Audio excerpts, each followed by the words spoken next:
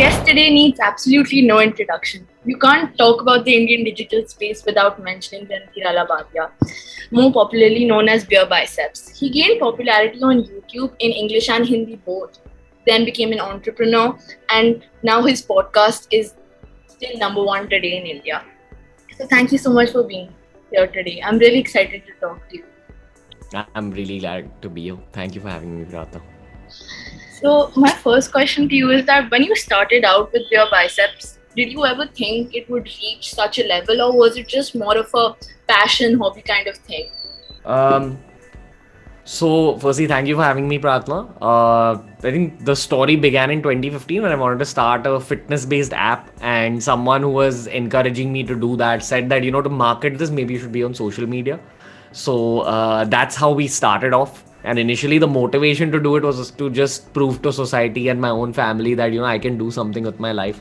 Eventually, I realized, wait, this is a business by itself, and, this also requires business skills. So then I just applied it, and one thing led to another, and then we just kept doing things.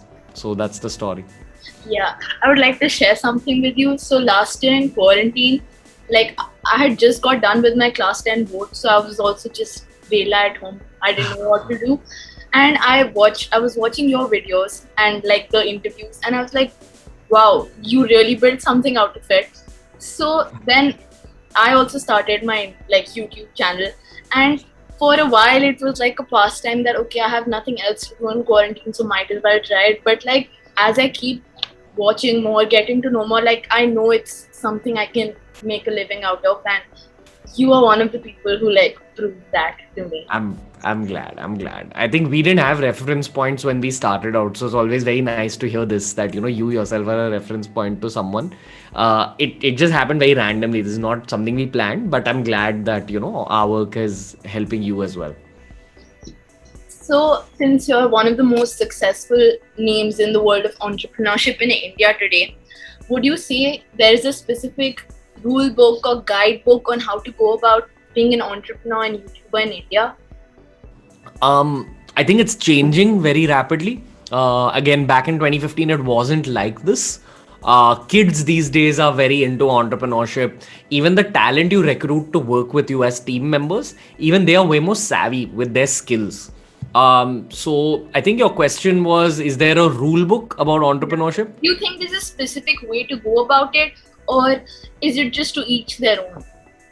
It's to each their own, because industries are so different, and the learning curves are so different. It's like someone can be an entrepreneur in mathematics, someone can be an entrepreneur in geography, someone can be one at English. So it's just very, very different games. The goal is to get as much work experience as you can, especially when you're younger. Like try doing internships, try working under people. If you look at someone and you say, okay, I want to be like that person, try working with them for a long time. You learn way more by actually spending time with them than, just reading about them. Or podcasts and interviews like this help to a certain degree, but the kind of experience you get working with them is just something else. Yeah, definitely. Just exploring internships and all in the area of interest, I feel like definitely it helps a lot. So, was there like a particular moment in your career that stood out to you that, oh, I started this as something fun, but now I made it, like I'm famous now? Was there like a moment that stood out to you? Yeah, I think the time we crossed 1 million subscribers, it's a small milestone now, but that time it was not a small milestone. I mean, there are a lot of million-based YouTube channels now and all, but I think this happened in 2017 or 2018. Early 2018 it happened, I believe, and I was with my girlfriend at the time, and I was like weeping because I thought that it's going to be a 7-year, 8-year journey, because my favorite YouTubers who are American, they took 7-8 years, so I assumed even I'll take 7-8 years, but because of the size of our population, it happened very fast. So the fact that it happened so fast, I realized how blessed I am. The guys I've grown up watching, they took so long, but because I'm an Indian, it happened so fast. So that was very overwhelming, and I realized, wow, there's power being an Indian. That was the big moment for me. Yeah, and plus the emphasis of like business and entrepreneurship in India, I feel like is much more than in other countries as compared to other countries. Like Indian parents push you to like, that apna business start karo. There's huge emphasis on that. So I feel like that also was one part of. Yeah, Yes. I think you're the lucky generation. You're about 12 years younger than I am. But and your parents are probably 10, 12 years younger than my parents are. But it's your generation of Indian parents that are nice. I hear you, and this is what I see with your generation as well. Like, you guys are encouraged to do your thing. My generation wasn't. We've always told, no, no, don't do business, it's dangerous. Work a lot before you begin business. Because probably my generation of parents and relatives, as in my parents' generation and their sisters and brothers, they had bad experiences with business. Because they were living in 1980s India, which was very difficult to do business in. Yeah. Your parents kind of lived through 1990s, the 2000s, which was slightly easier. So it's two different groups of parents, honestly. So my next question is kind of related to that. You said like most parents, like typical path that engineer, lawyer, doctor, bano.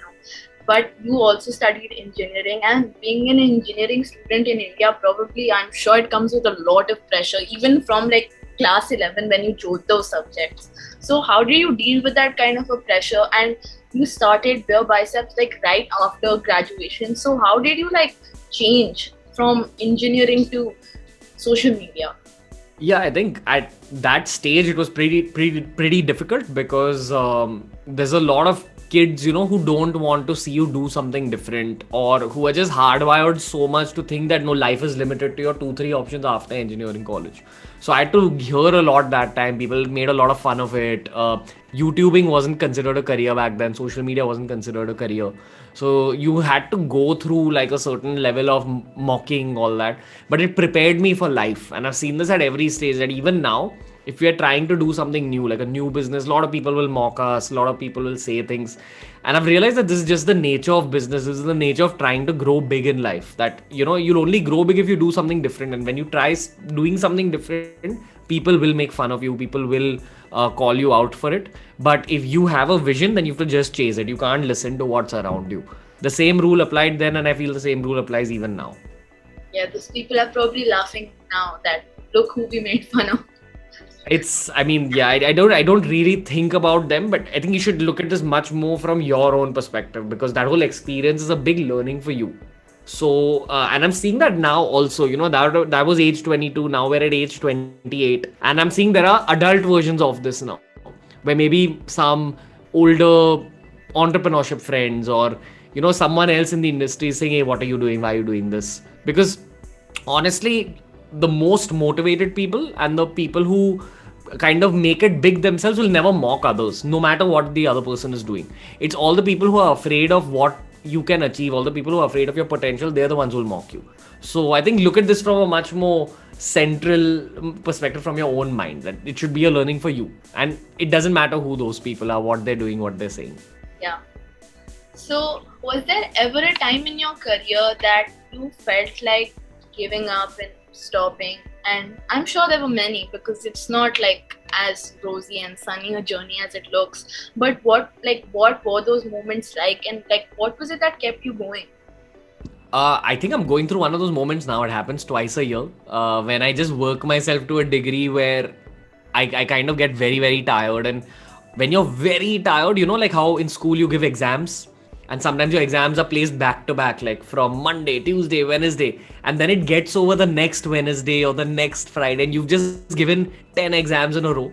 So how do you feel on your ninth exam or your 10th exam? You're like, oh God, I don't have any energy, but I'll have to study. So that's somewhat what this feels like. But here you're not giving an exam. You yourself are your coach, your principal, your teacher. So you owe it to yourself. So it creates a very intense loop of you owe it to yourself to work to a certain degree. And when you're that physically and mentally tired, your brain starts playing tricks on you. Your brain will tell you, oh, why don't you stop now? Why don't you give up now? So I've seen this happening a lot in my life as well. And one thing I've realized is you have to figure out your own systems. What helps you recharge? Is it watching a TV show? Is it going on vacation? Is it going for dance? Is it playing sports? Is it spending time with your friends, your family? So once you have those answers, those are the ways to recover. You know how after an exam you come home, you eat your lunch and you'll watch TV or something, because you know that's your system. So in life you also figure out these systems like that, which just pick you up a little bit. Yeah, definitely. I mean, you need to have some like a goal you're looking for, otherwise it'll come to a halt eventually. So, since you are your own boss, you're answerable to yourself. How do you keep yourself like in check, in a routine, and just like pull yourself up when you know you're slacking? Like when I'm tired or like. No, I'm not necessarily tired, but when you know, like, this is not what I'm capable of. Like, I'm capable of much more, but I'm not fulfilling that potential right now. Like, in moments like those when you know you're slacking and you can do better, how do you like pull yourself up in those moments? This is something my mom taught me very early in life, that this happens again at all stages, even when you're a student. You shouldn't allow that thought to develop into things. Like the moment you see that first thought that, oh, maybe I can do more, go do more. So maintain a task list. And my task list is always full. There's always things to do. So say even if this interview got cancelled, okay, my first hunch wouldn't be, oh, okay, now I have 4 to 4:30 free. My first hunch would be, okay, what is on my task list? Let's knock it off. There's always things on my task list, and it protects you from overthinking. It protects you from moments of like being harsh on yourself. So you focus much more on action than thought. Those are very wise words. I mean, I don't know if it's wise words or not, but like it's just something that's worked for me, you know? I mean, it's something that is resonating with me, even though like we're different in age, different in terms of what we're doing right now, but still it's something that resonates with people of all ages. You know, I think it's really cool that you're 16 years old. You're 16, right? Yeah. And you're doing this. This doesn't happen a lot. I mean, your generation is different from mine again. We are two different age brackets. But at 16, I wasn't thinking of this. I was trying to impress the girl I had a crush on. You know, like, and that, my whole life was about that girl. Like, but But it failed, so I moved on to better things. no, but it's really cool that you've already started your career at 16. You know, this is your part of your career in so many ways. So I'm also in awe of this. Like, I'm like, wow. Like, this is, in fact, like, so to be honest, I don't enjoy interviews and all that much, giving interviews. But the moment I realized you're young, I got very excited to talk to you, because just your mind is different from how my mind used to be, and I want to know how you think. I want to know the questions that pop up in your head. I want to know what excites you, what makes you curious. So it's very cool. I respect you a lot for doing this. Thank you so much. I was a little intimidated, while thinking I was sending out emails to people who I could possibly interview. Your name came in my mind, but I was like, it's too far a shot. But then I realized, you are that kind of person who gives young people a chance. You have like a agency just like giving young people a chance, empowering themselves. Like, okay, it's worth a shot, and it worked. So yeah, because I think I've been on the other end and not having got a chance, like maybe again, I'm not trying to make this all about me, but that's where it comes from. Like I remember when I'd gone, there used to be this YouTuber called Tarun Gill. He was a fitness YouTuber, okay, and I'm not in touch with him anymore. He was always amazing with me, he was a great guy, and he had this one event of his, and I went for an event, and he was a big guy in the fitness space. So there was this one fitness model who would come there who was very famous that time. Now when I look at him, I realize, okay, he wasn't as famous as I was thinking, in terms of Instagram numbers or whatever. But at that point in my life, I would get maybe like 1,000 likes or 2,000 likes on my Instagram posts, and he would maybe get 100,000. So in my head, he was like so amazingly big, and I got intimidated by him. So I remember going up to him and I asked him for a photograph. And his response to me was, hey, I don't want to give you a photograph. And then I was like, okay. Then he I don't know whether he felt bad or what, but he looked at me, he's like, okay, just do it fast. He was very arrogant with me. Yeah. And I remembered that. And at that moment, I realized if I'm ever at his position where I'm probably more famous than a young kid, I'm never going to treat that young kid the way this guy treated me. I'm not going to name the guy or whatever, but we're way beyond him now. Like we get triple, the engagement he does, 4 times the engagement he does. But that thought of being rude to a young kid has never arose in my head, because I had faced it from the other side of the table, where I've seen, the effects that arrogance can have on the outside world, the effects that arrogance can have on your own career. He's probably not, like again, COVID and this whole lockdown has killed off many people's careers. And often I'm seeing that the people who I met in my own journey who were the most arrogant, they're the ones out of work now. So arrogance is an outcome of not respecting what you do and not respecting the reason that you've got the fame. And the moment arrogance starts coming into your head, you'll see that even your work leaves you, your money leaves you, your fame leaves you. It's just, I'm sorry, I know this, you No, didn't no, ask this heavy question, but definitely you're that's, right. Like one of my biggest fears when I like was reaching out to people, and the first person I met in like the digital space, I met her in person, Prajakta Kohli, because she was in an event for Delhi. So I missed my science tuition and I went to see her. And I was just like, while watching the event, I was enjoying it. But then after that, I was just a little nervous that, I hope she is the way I like imagined her to be in my head. And she even is. while, yeah, definitely, she exceeds the expectations. But like, yeah, that was my fear, that talking to all these people who I look up to, who are inspiring, big cool people on the internet, I hope that image of them, that I have them in my head, it stays like that. Like, what if that I'll, perfect persona I have of them gets shattered? Yeah. I'll tell you what, if you see someone on the internet and if you think as a viewer that this person is very busy, and I'm sure you feel that about Prajakta, I'm sure you feel that about Barkha, I'm sure you feel that possibly about me, I'm sure you feel that about, say, Bhuvan. If you see them being busy all the time, they are usually exactly the same person as they are in their stories. But if you see them thoda free, chilling a lot, always partying, they are you, and they're trying to show on their stories that look at my amazing life, look Yeah. at my amazing parties. They are the ones who are usually different. It's a very sneaky hack, but all the ones who are busy, who are always working, always shooting, they don't have time to let arrogance creep in, and they've figured how arrogance and work is linked. You know, so all these people who are named Prajakta, Barkha, all the people who are always busy, they're not arrogant. And they're the same people that you see on social media. Yeah, I'm glad so far I have not encountered a person who has, that shattered that. I'm sure even when you were younger, you had expectations of whoever this person was meeting them. And you Yeah. also, I'm sure, felt bad that, oh, I thought he would have been much nicer. I'm just grateful that so far all the people I have come across are exactly how I thought them to be. So, usually, like, entrepreneurship is I feel like now it's a very glorified subject. Like, it's the cool, the hip thing to be doing. And it is definitely very cool, but there's also a lot of hardship to it. So, what is one hardship that you face that, is not really spoken about much? That it's great being your own boss, okay? But often you have to set rules for your team as well as yourself. So if I am with my big teams, okay, if I'm with like 20 people in a room, 30 people in a room, just the outcome of entrepreneurship is such that all the eyes are always on you and your behavior is mimicked. So say if I'm angry on a particular day, if I've had a argument with, say, my girlfriend or whatever, and I'm carrying that little anger into office, then anger becomes normalized in the office.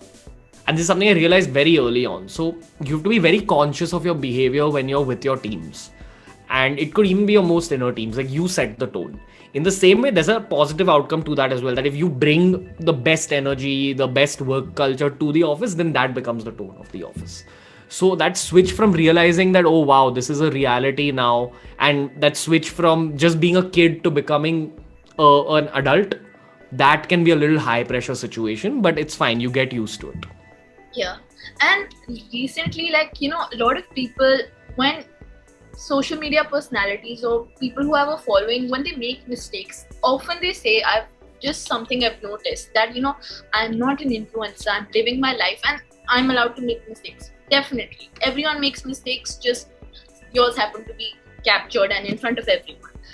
So, in times like that, would you say you're an influencer? Because I feel like, if you have a huge following, it kind of comes with it. Maybe you're not trying to have that influence, but like by default, having such a massive following of all ages, younger ages especially, like people who look up to you as a role model, would you in those moments say you're an influencer? Because I feel that influence just comes whether you want it or not.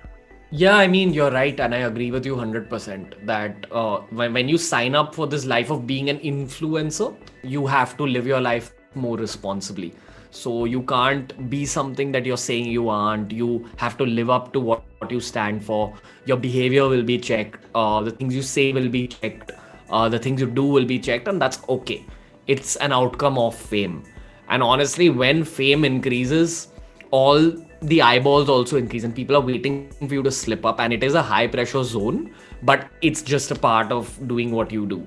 And if you've begun this career to do big things, it's just going to be, when you order a Happy Meal, you get a burger and fries on the side. Your burger is all the things you're chasing, and the fries on the side, all the eyeballs that'll always be on you. So you have to just accept the Happy Meal. Yeah. So that's what I would say. Definitely, I agree.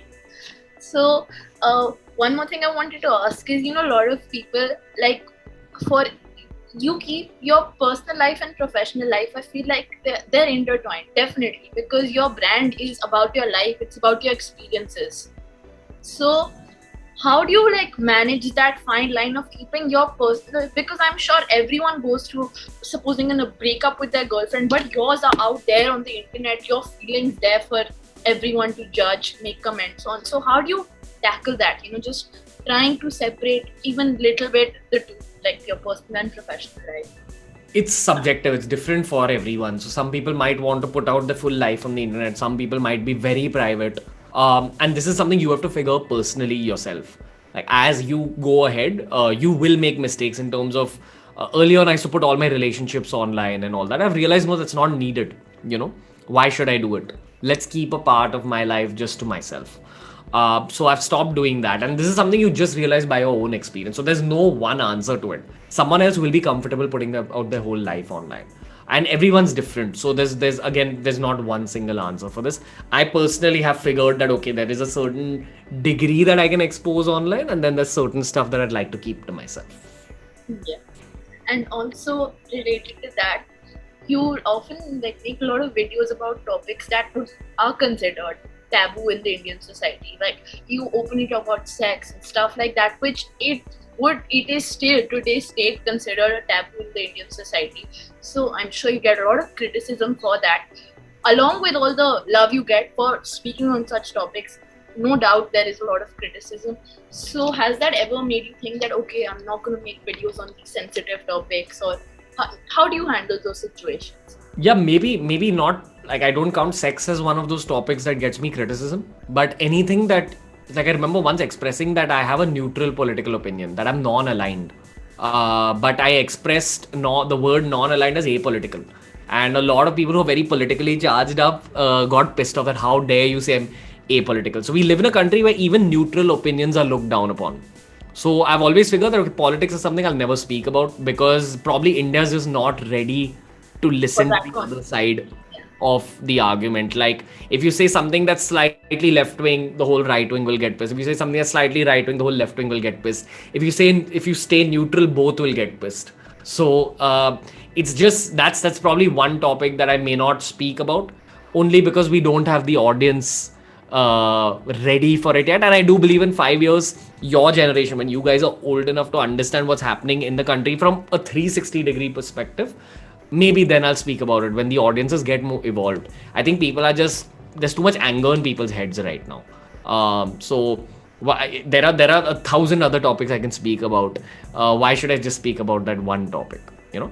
Yeah, but other topics that you are, except politics, that you are probably passionate about, just putting your experiences and about out there for everyone to learn from. But I'm sure there are still more topics like that you get criticism for. That how can you talk about this so openly? What about those? I've not really faced criticism for the things you'd assume that I've faced criticism for. Like, or maybe the love is so much that it's overshadowed all the criticism. See, as a content creator, you're always looking to create something that's not there on the internet yet. Because if you create something that everyone else is creating, you're not going to stand out ever. And this is going to be the approach even going forward. So always in my head, I'm thinking a year ahead, 2 years ahead, that what will I be creating in 2022? What will I be creating in 2023? So I think that whole momentum of just thinking about a topic for so long, that one day I'm going to create a topic about sex. One day I'm going to create a video about addictions, my own addictions from my past, and I'm going to put it out. So that whole process of just putting it out overshadows everything else, honestly.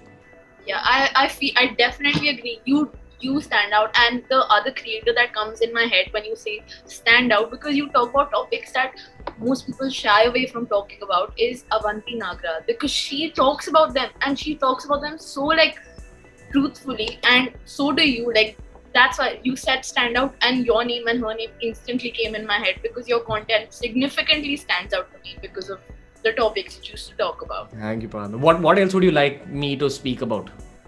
I feel like you have it covered. You talk about business, professional life, personal life, friendships, addictions. Like, I don't think there's a topic you haven't really touched upon yet. Yeah. I'm trying to honestly capture more female listenership for the podcast. I feel we've done a lot of stuff related to guys and men's insecurities and all that. And that'll always see, I'm a guy myself. Yeah. So I know that automatically I'll always do those things. Yeah, but that's bound to happen because your experiences are those of a guy. Yeah. But how do you think I can capture more girls your age? I feel like our generation is more, if I can say, woke than the older generations. But I feel like right now, probably, I don't have much feedback for you because you're doing basically everything. But probably, I mean, I really don't know. Okay. Like, you have it all covered. I don't know what else I could say to you. I admire your work. Thank you, Prarthna. Thank you. That means a lot. So, if you had to give a piece of advice to say, if you're trying to increase female viewership of my age, then what would you tell them? If I had to give a piece of advice to increase female viewership? No, just if you your viewers, young viewers my age, because I'm sure that maybe it not be the most dominating statistic, but I'm sure there are many other girls like me who do watch your content. So, what is a piece of advice you'd give to them? That try understanding the way other people's minds also work. That's something that took me very long in life myself. Like I only learned that at 24, 25. And you learn that a lot when you're dating people. Because when you're dating people, your girlfriend will expose her full mind in front of you. You will expose your whole mind in front of your girlfriend.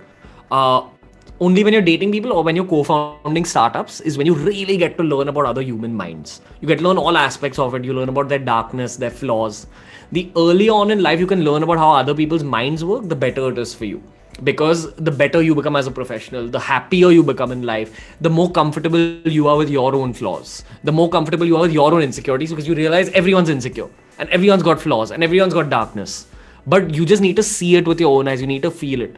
One way of doing that is very like listening to deep podcasts, listening to deep interviews like this. You're an incredible interviewer, by the way, and you should take this forward. But I feel that to grow this ability to understand other people is called to grow your EQ. So early on in life, become better with your EQ. Learn how other people's heads work. And even if someone's calling you out, if someone's hating on you, someone's criticizing you, understand the position they're coming from, understand the place that they're coming from. Because just understanding other people will give you a lot of peace. And I think that's the goal of life. It's not money, fame, numbers. The goal of life for anyone should be just to be chill with themselves, to relax. So this is something you learn later on in life, but the earlier you start learning about other people, the earlier you get peace. I just pieced two things you said together in this conversation only. Like recently, just amongst my friends, one friend constantly, just puts me down. I don't know why. But it obviously gets to me because, I'm trying very hard to do a lot of things and friends should be supportive of that. But then I realized it's probably coming from a place of insecurity. Yeah, it's also coming from a place of that person putting herself or himself in your shoes and saying that I wouldn't be able to do this. How's Prarthna doing it? So when you realize that, rather than getting upset by what they're saying, you should put an arm around the shoulder and say that it's okay, we'll both do it together. That's what people need, And I hear you, and it is definitely insecurity, but insecurity always comes from a place of pain. And that person's probably had a parent or something who's told them, your shit, they're passing on the pain to you because they have so much of that pain inside them. It's just sad for you that you're trying to do something good in life and you're encountering the pain. Yeah, I think, right now, I'm not at that place yet to recognize that, it's coming from this place, but just at the surface of it, obviously, if, your close current circle is criticizing you constantly, not supporting, then obviously it's going to get to you. Yeah, the beautiful thing about age 16 to 22 or 16 to 26, that 10-year bracket, is that you get to mold your brain. And as you grow older, your brain keeps becoming more and more solid and more frozen. So while you can mold your brain very early on in life, develop a very thick skin. Because if you're already doing so much at 16, I'm curious to see what you'll do at 25. I'm curious to see what you'll do at 30. And if you keep aiming really far in life, you are going to get people who will criticize you. So look at that friend as sort of a teacher, coach who's like training you to become tougher. And just take it in through one year, let it out through the other. Definitely. So you scout a lot of young talent, like popular upcoming creators. So what was your inspiration behind starting Monk Entertainment?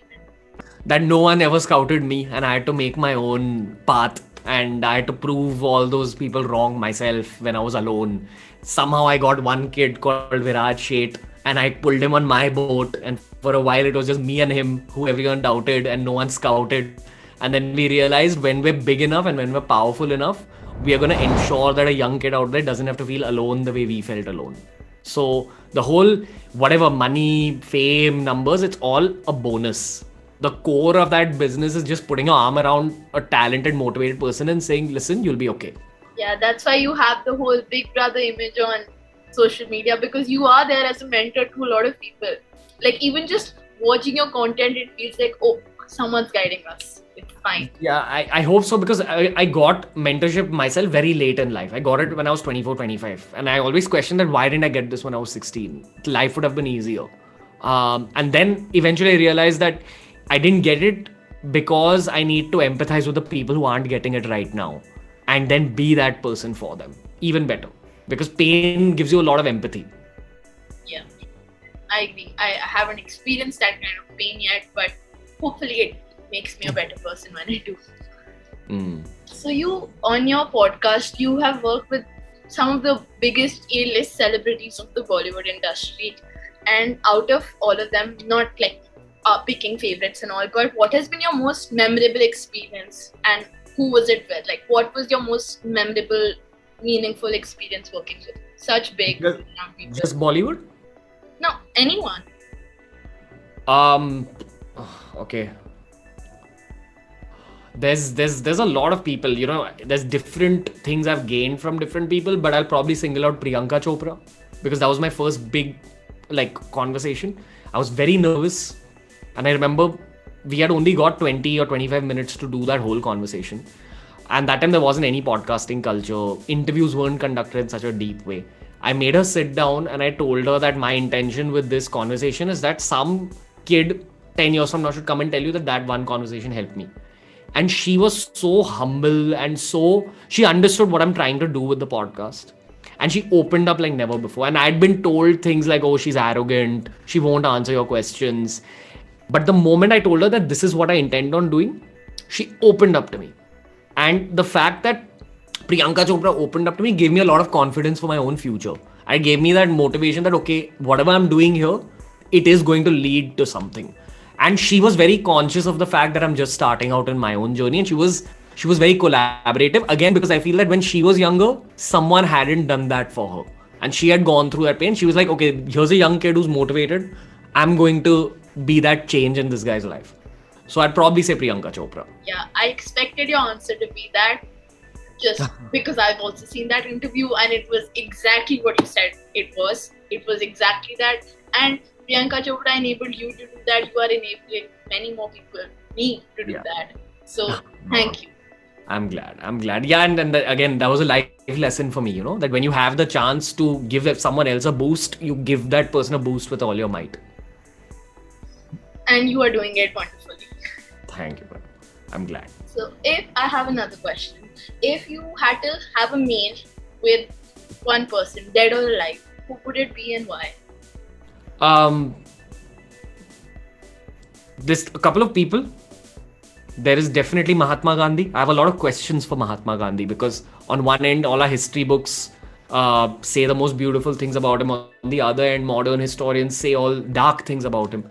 But I feel the truth of a human being can only be found out when you talk to that human being and you experience that human being yourself. So Mahatma Gandhi is one. And the second person is the other person where there is some mixed opinions about him, but I really look up to that person. His name is Nelson Mandela. There's a movie called Invictus. It's about Nelson Mandela, and Invictus is a movie that everyone should watch. Nelson Mandela is like another person I'd like to meet and speak with. So historical leaders. Yeah, for sure. Okay. What is the biggest hindrance that you have faced in your career so far? Like the biggest stop boulder that you have probably faced till now and you conquered it? In my career, for some reason, there hasn't been any stoppages. Yeah, but something in your personal life that might have affected your career. I see this happening a lot now, honestly. Like, this is the first, okay, so it's 6 years since we're doing this. I see some people who I knew for very long who are trying to pull me down now because maybe things aren't moving at the same pace for them. So, bitching happens like now, like the same stuff that happens to you in college. Like, if someone sees Prarthna doing well at something, they'll say, oh no, she's an idiot, why is she doing this? This is not leading anywhere. The same version of that happens at 28 also, where someone who studied with you is trying to pull you down. I see a lot of that happening. And it's surprising for me because it's also revealing people's characters at this stage. So honestly, the only stoppage I'm facing is now where people are trying to like tarnish my name, saying wrong things about me or saying negative things about me. And I'm understanding the nature of life and the nature of people even better. And I'm learning not to trust so easily. Yeah, I mean, yeah, at that age, probably at 16, I feel like it can be cordoned off as immaturity because we are not mature yet. We're just 16, but I feel like at 28, that speaks a lot about something. Yeah, also age is not a sign of maturity. This is something I'm figuring a lot because I'm seeing people even older than myself just who questioning that why is this guy getting stuff at 28? That's too young to get this kind of stuff. And there's a lot of like I sense now when people, sometimes you meet people and you know that this person doesn't wish well for you. So I'm able to sense that very fast now. So that's the big change that's happening. Yeah, and on the same note, what is the like one moment in your life, professional, personal, that has really intimidated you? Like, it took a lot of courage for you to take that step, and it was really intimidating, but it was something you did. I think just going from being a YouTuber to starting businesses, that first change, I was very desperate to do something. I had to, like, I love being a YouTuber. It's given me everything that I am today. Everything from, like, whatever you see. Even the businesses began out of YouTube. But there was that moment where I figured that, no, there needs to be something beyond content creation for me. Because I've done content creation now for 2-3 years. So what else can there be? So that switch was a little bit intimidating. But once we went into it with force, things just fell into place.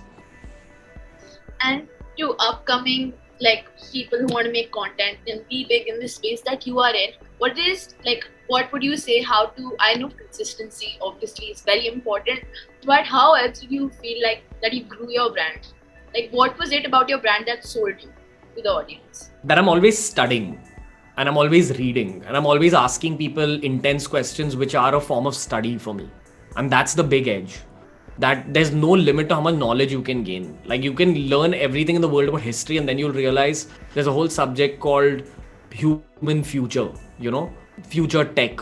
And there's a whole other subject to learn. Then you learn that and you realize, oh wait, now there's a subject called astrophysics, which is just being discovered by mankind. Go deeper into that. Then you realize there's some new subject. So you just keep learning a lot and that becomes a huge edge in infotainment. Definitely. I mean, yeah, that's why I feel like you asked me that question because even though I didn't have an answer to it, but the fact that you probably thought I could maybe I don't think I can, but like the fact that I could probably help you learn something more about your content or how it could improve, just like that speaks volumes because I don't think. Don't underestimate yourself because of your age. You can. You are my audience. And you know your mind better than I know your mind. Like you know what you'd like, you know why you'd click on a video, you know why you'd click on a podcast. Yeah. So people will always tell you to underestimate yourself because of your age, but trust me, especially your generation has the tools to add value to someone who's 30 years old, someone who's 40 years old. You can teach them a lot of things. Also, now that you are writing your own book and it's gonna come out soon, how was that experience of YouTuber to entrepreneur to author? I've kept the book on pause. I've been writing it for 4 years and I've just sort of kept it on pause because the book was about health and I'm realizing that as I'm growing older, I'm learning so much more about health so I've written that book 8 times And every time I write it, I think it's complete. And then I go back to it and I realize, wow, in the last year, I've learned so much about health, I need to add that on.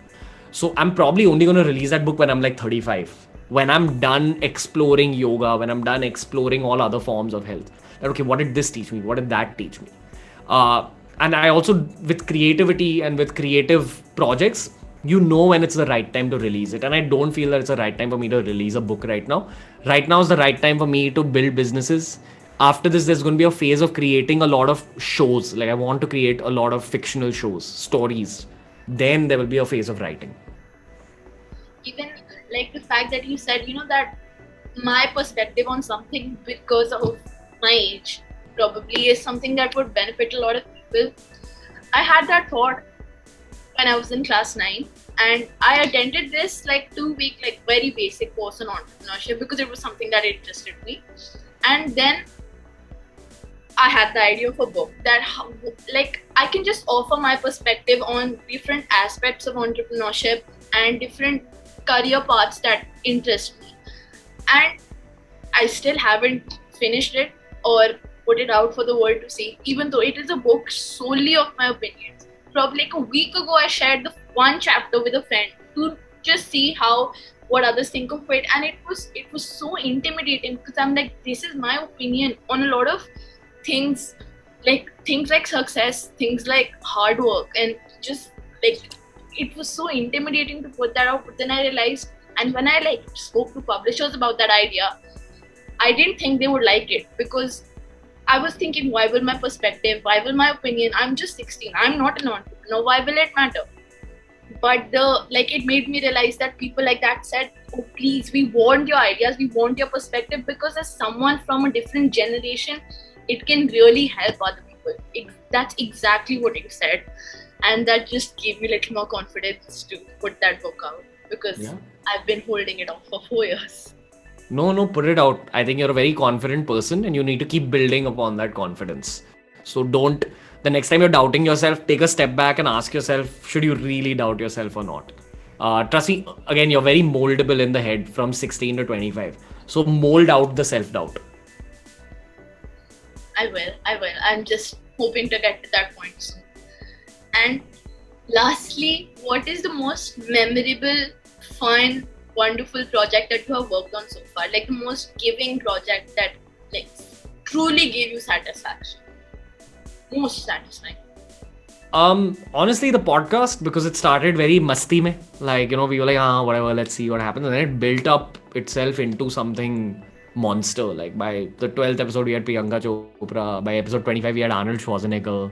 By like the 30th episode, we had Gaur Gopal Das Prabhu. I was just blown away by what it became. And I'm still blown away. I'm blown away every day. And so many of those conversations are just mentoring sessions for me, like where I get to talk to someone who's 50 years old, who's 60 years old. And I get to see how they look at life and how they look at the world. And it's like, I've not done my higher education in life, I've just done engineering, which honestly in India doesn't mean much. You don't learn much out of college. So all the last 2 years have been like an extended version of college for me. So I'm someone who feeds off of learning. Like my happiness comes from learning new things. And this project gives me a lot of happiness. So the podcast, I'd say. It is something to give you that much happiness, because even when, I didn't know the ranking of it, I knew it existed. But when I was just reading up a little, doing my prep, I realized it started in 2019 and we're in the middle of 2021 and it's been number one for such a long time. Like, clearly there is something about the way you put your knowledge out, the way you put your experiences out. And I don't think right now we spoke much about like, a particular video that you made or a particular project, a business, like the business side of it, but we just spoke about your experiences. But there is something about your experiences and the way you convey them, because I think that is what made your podcast number one. I don't know, honestly. From my perspective, I'm just living out life and I'm just taking on 1 week at a time. So I guess sometimes, as long as you put your heart into your work, things just line up for you. Like we started the podcast in 2019, but I started my YouTube journey in 2015. And 4 years, I didn't think of doing a podcast. I built myself up by giving my work my 200%, my 300%. And I feel the podcast is just the fruit of those 4 years as well. It's the gift of the universe to me. So I'm just flowing with it. And I'm once I realize that, okay, now this is my game. This is what I'm recognized for. Let's give this my 300%. Let's give this my 400%. So it's just that. When I view content as just a viewer, not even trying to observe something in it, but just instantly, like, obviously comedy, entertainment is a different genre of content, and that is also good. But to me as an individual, like, the content that sticks out and stands out the most is truly the content that, people are sharing their experiences. They're real and authentic about them, and I feel like that is exactly what your content is, because you just talk like, a normal conversation. There is no big L to it, but it's a very normal conversation about things that happen in your life, things that would happen in other people's life that probably everyone goes through. But just the way, like, the ease that you convey it with, I feel like that is like your USP. Thank you, Prarthna. I'm again, and this is something I've figured that probably the ease is the USP. Just the way I look at work is, if I know that something's working for me, I try to take that to the maximum degree. So recently, I've been working on how to calm myself down using yoga, calm down the guests. So let's see, let's take it further. Let's bring Virat Kohli on the show one day, Sachin on the show one day, Michelle Obama on the show one day. That's the plan. I'm sure of it. Thank you, Prarthna. And thank you for your time. I really enjoyed speaking with you, and I was so surprised that I sent out the email yesterday and it worked out today. I'm glad you agreed to do it the next day, because Parul, my PR head, she reached out to me and she's like, there's this young smart kid, when will you do it? And I was just like, I have tomorrow free, let's just finish it off. And usually PR doesn't work this way, like you have to tell people a week in advance. So the fact that you agreed, I got even more motivated to do it. I was like, okay, this person's a hustler, cool. Yeah, my knee is fractured, so I can't really sit on my desk, but there was no way I was going to push this further if it was working out the next day. So I just pushed it for this 1 hour to sit at my desk and do it. I'm glad, Prarthna. You have a long way to go. Like, you're gonna keep improving. I see a lot of potential. So, like, just keep doing your thing. Don't let anyone's doubts and jibes bring you down. Just keep going. You're talented, and you should take this forward. Thank you. That means so much coming from a person like you. I can see that you truly mean to empower young people, because you're doing it, and like, it means so much coming from you. Thank you. Keep doing your thing. Keep doing your thing. It was great, and I hope we can stay in touch.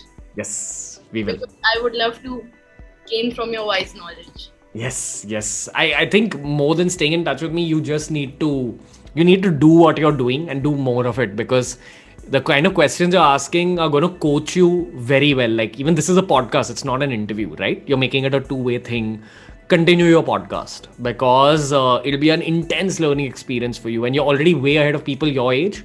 By the time you're 18, you'll be ahead of people who are like 3-4 years older than you. By the time you're 25, you'll be ahead of people who are 20 years older than you. So, like, just keep going. Thank you. This conversation gave me a lot of confidence, because in school I don't have the best grades and I'm not the top student in my Doesn't class. matter. But I mean, at this age, when people around you are getting those grades, and grades are like such a big glorified thing. At this age, I feel like it doesn't matter, but it's लगता है that it matters. But I mean, I know I'm still smart, like, I know that. But you don't judge a fish by its ability to climb a tree. So, like, you're fine. Don't worry about it. You're on the right track. Don't doubt yourself. Thank you so much. This is probably the best conversation I have had so far. I'm glad. Thank you so much, and have a good day. You too, Prarthna. God bless you. See you later. Thank you.